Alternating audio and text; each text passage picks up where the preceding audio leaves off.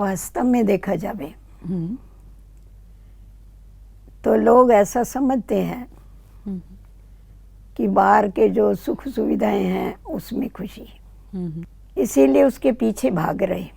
जैसा अगर हम सूर्य की तरफ पीठ करके खड़े रहते हैं तो हमारी परछाया आगे की तरफ पड़ती है, और आप उस परछाया को अगर पकड़ने की कोशिश करेंगे तो आगे ही भागती जाती है, आप पकड़ नहीं सकते। सही है। तो उसी प्रकार जो खुशी देने वाला है परमात्मा पिता, उसकी तरफ पीठ करके मनुष्य साधनों के पीछे भाग रहे हैं। साधन उनके आगे आगे है और वो उसके पीछे पीछे। सिर्फ थोड़ा अपना डायरेक्शन बदलने की आवश्यकता है। आप साधनों को पीठ करके ईश्वर की तरफ मुखड़ा कर दो, सूर्य की तरफ मुख कर दो, तो आपकी परछाया आपके पीछे आएगी। आपको परछाया के पीछे नहीं भागना पड़ेगा, साधन इकट्ठे करने के लिए नहीं भागना पड़ेगा, परंतु प्रकृति आपकी दासी बन जाएगी। अभी किसी किसी की आदत ही ऐसी होती है, उनसे पूछेंगे भाई आप रोते क्यों हो, तो कहेंगे हमारी शक्ल ही ऐसी, हम क्या कर सकते उसमें कौन क्या कर सकता है बताइए।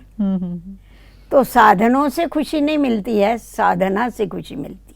तो जितना जितना हम साधना करते हैं, जितना जितना ये जो साधन है इसको यूज करें, परंतु साधनों के अधीन नहीं हो जावे, तो हम खुश रह सकते हैं। तो हम ऐसे कहें कि साधनों की अधीनता बढ़ती जा रही है, उसके कारण खुशी कम होती जा रही है। इसीलिए खुशी कम होती, जितने साधन बढ़ रहे उतनी खुशी कम हो रही है।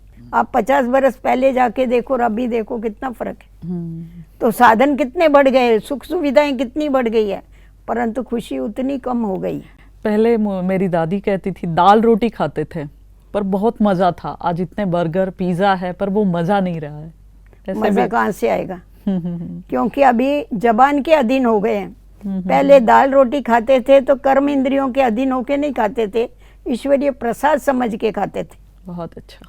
और अभी तो टेस्ट के लिए खाते हैं, तो जरूर क्या होगा, जरूर दुखी होगे, खुश तो होने वाले नहीं। और जाते हैं खुशी के लिए, बाहर होटल में जाएंगे, मूवीज में जाएंगे खुशी के लिए, पर वहाँ भी कुछ ना कुछ क्लैशेस हो जाते हैं, आपस में अनबन हो जाती है, ऐसे होता है। वास्तव में देखा जावे तो खुशी ये जो मिलती है ये संतुष्टता से मिलती। अगर हम जीवन में संतुष्ट हैं तो खुश रह सकते हैं। किसके पास 36 प्रकार के भोजन खाते हैं तो भी उनको खुशी नहीं है, कोई नमक रोटी खा रहा है तो भी वो खुश है, क्योंकि वो अपने भाग्य के गुण गाता है, भाग्य विधाता के गुण गाता है कि वारे मेरे भाग्य, मेरे को रोज 2 टाइम की रोटी तो मिल रही है, दूसरे लोगों को तो वो भी नहीं मिल रहा है, मेरे को इतना तो मिल रहा है, तो वो खुश रहता है।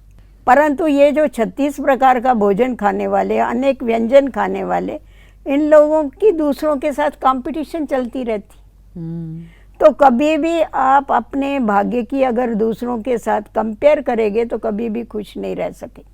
वो अगर अपने आगे वालों के साथ कंपेयर करते हैं तो उदास होते हैं कि इनके पास इतने सब साधन है, मेरे पास ये साधन कम है, इसीलिए उनकी खुशी गायब होती है। और अगर समझो नीचे वालों को देखते हैं तो समझते अरे इसके पास तो कुछ नहीं, मेरे पास बहुत कुछ है, उसका अहंकार आता है तो भी खुशी कम होती। तो खुशी कम होने का कारण एक तो अहंकार आना, दूसरा दिल शिकस्त हो जाना, ना उम्मीद हो जाना कि हम कुछ भी नहीं कर सकते, तो खुशी गायब हो जाती। क्योंकि अपने से ऊंचों को देखते रहता है, कभी अपने से ऊंचों को देखते, कभी अपने से नीचे को देखते, खुद को देखने की उनके पास फुर्सत ही नहीं है। इसीलिए देखो घर में 2 चीज होती है, एक होता है आईना और एक होती है खिड़की, बारी। बारी में से किसको देखा जाता है? बाहर के लोग, बाहर को देखा जाता है। और आईने में किसको देखते हैं? खुद को देखना है। तो आज मनुष्य क्या करता है, हमेशा बारी में से ही देखता रहता है, बारी देखता रहता है, आईने में देखने की उसको फुर्सत नहीं। ये बहुत अच्छी बात कही। अगर आईने में देखना चालू कर देवे, खुद को देखना चालू कर देवे, खुद से संतुष्ट हो जाएगा, जो भी उसको प्राप्त है उससे भी संतुष्ट हो जाएगा। संतुष्टता ये प्रसन्नता की है जननी। अच्छा। आज आप देखो कितने दूर दूर भगत लोग देवी देवताओं का दर्शन करने के लिए मंदिरों में धक्के खाते हैं। क्यों जाते हैं? क्योंकि वो प्रसन्न है। उनका दर्शन करके भगत भी प्रसन्न हो जाते। तो प्रसन्नता ऐसी चीज है, उनके पास वो संतुष्टता है, गुणों की संपन्नता है, साधनों की संपन्नता है।